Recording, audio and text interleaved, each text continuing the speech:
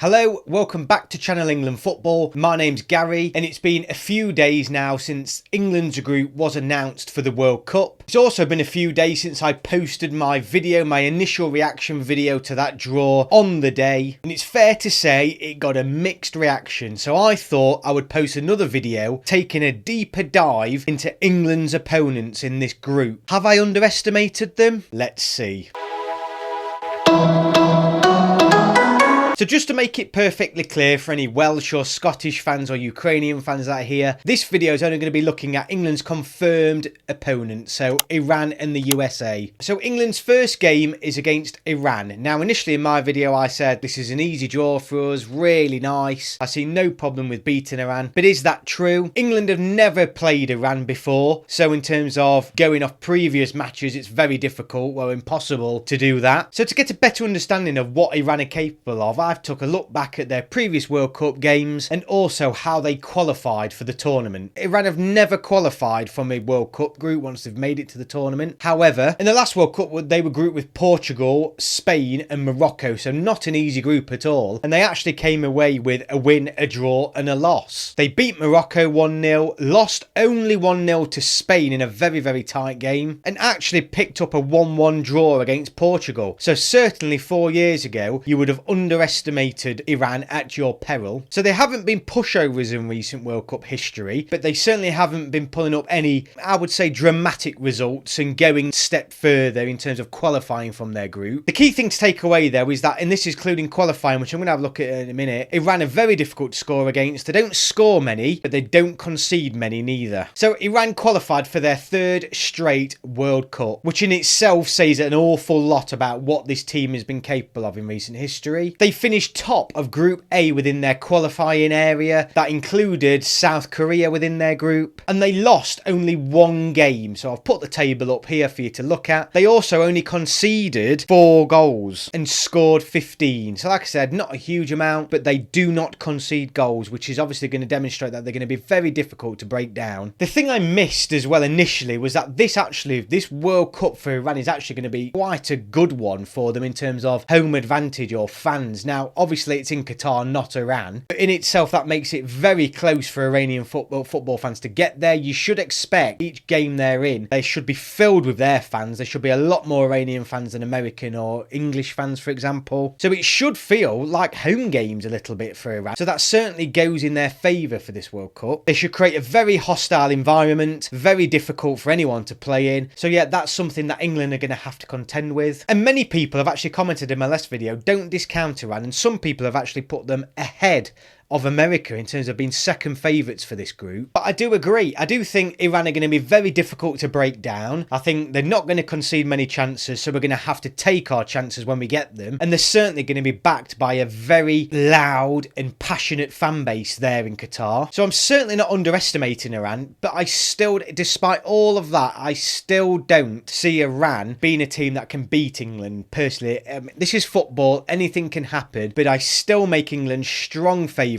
As an English fan, and many England fans won't know many Iranian players, and that in itself does not mean that they're not very good, but there's not many Iranian players, if any, that would get into this England squad, and I don't think they're going to be able to offer a lot going forward neither. I think defensively England should cope with their attacking threats, so I think it will be difficult. I think there's potential that they could stalemate it, they could lock us out, they clearly can defend very well, but I think England will have too much in attack, and I do think England will win, not comfortably, but I can see, 1 or 2-0 win for England in this. I'm not underestimating them, but I still obviously put England as firm favourites. So England's second game obviously is against the United States. Now statistically the US are England's hardest opposition within this group, as they are currently ranked 15th in the FIFA rankings, if you believe those. However, I do think the US and Iran are actually going to be quite similar in terms of quality and opposition. I do think America are going to have a lot more in attack, but I'll come on to that in a moment. But I think over the 90 minutes, I think they're going to be very similar teams. I think I think Iran will defend better, but I don't think offer as much going forward. But I certainly think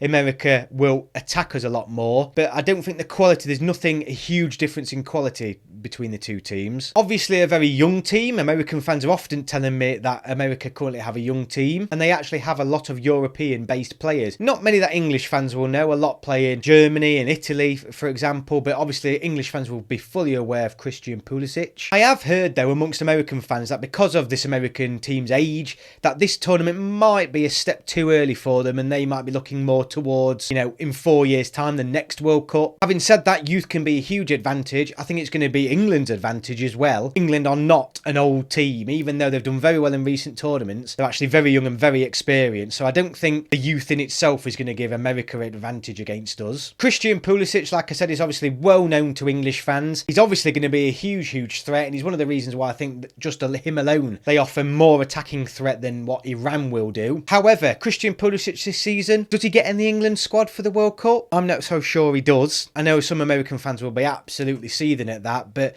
look at England's strength in depth. He's suffered with a lot of injuries this season, so many would argue he's one of America's, or if not, the US's best player, and it's not certain he would get in the England squad. So again, it's just the same with the Iranian team. It just reflects the actual the huge strength that England have in terms of individual players and on paper. But he's still going to be a threat. He's still going to be a huge threat, and other players are as well. 90 minutes, a game of football, anything can happen. America will certainly have the capability of scoring against us, a lot more than what Iran would do in my eyes. And like Iran, the US will not be expected to beat England. That can only work in the US's favour. They are going into this game with no pressure. It will obviously depend on results in the first game. If America don't pick up a result against their European qualifying opener, then obviously the pressure is going to be on them. But it's always going to be, the expectation is on England, and that comes with its own set of pressures and difficulties. That can only benefit the US in this team in my mind. And I also think it means a lot more to the US fan base and the US team. To England, this is just another game, but I've seen the videos on YouTube, on Twitter, American fans saying Twitter's going to go mental. For English fans, this is just another game, but I don't think it is for the US. And it wouldn't be for, let's say, if England were playing America in a basketball tournament. It would mean a lot more, I think, to the English fans than the American fans, because it's a chance to get one up on the bigger brother in this situation, if you like. The one who you feel like got a chip on the shoulder. So I think from a fan base, it will certainly have a little bit more incentive from it from a US perspective. England will just see it as another game. That can or cannot work in England's favour. Interesting to see. America will definitely be up for it. However, looking at how US qualified compared to Iran, they qualified less comfortably, I think it's fair to say. They finished third in the CONCACAF group. That is the last place they could have finished for an automatic qualification to the World Cup. And out of the 14 games they played, they only won half of them. So it's not exactly amazing form coming into the tournament. They did score the second most in their group, but then also conceded the most out of the top four. So defensively, they're not the tightest out of those top CONCACAF teams neither. So yeah, having a look at all that, I still think England have to be strong favourites. I am still very confident that England can get a result here. Like the Iran game, it won't be easy. No game will be. But England should have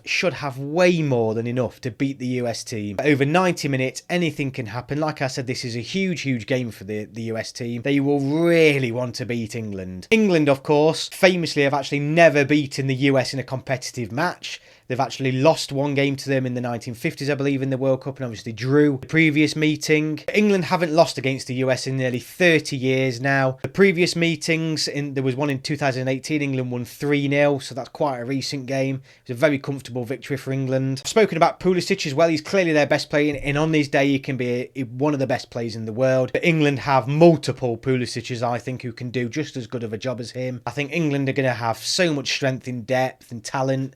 You've got to put England as favourites. I'm sorry, it's not arrogance, but England are clear favourites for this game. But that in itself brings its own pressures, doesn't it? And it's whether England can cope with that. We've seen in the past that England haven't been able to cope with that. Go back to the 2010 game, and even as close to the last Euros when England and Scotland met. England choked a little bit on that occasion. The truth is about England, though, they've been playing their best football for nearly 50 years. And they've also been getting their best results. And many England fans, and I know we all say it, but a lot of people around the world will also agree with this, that England currently have probably the best pool of talent they can choose from in in probably 50 years as well. If you look at the European qualification group that England came out of, with Poland, Hungary, I think in that group, Iran and the US would have struggled to qualify for the World Cup. So England fans aren't arrogant in being confident, it's just facts. England at the minute are in a great position. The US are in transition, I think it's fair to say, but fully capable of causing an upset. And Iran, I think, Iran have clearly shown that they can sit with the big boys at big tournaments, but it's just taking that next step for them. However, like I've said, anything can happen over 90 minutes. We all know that.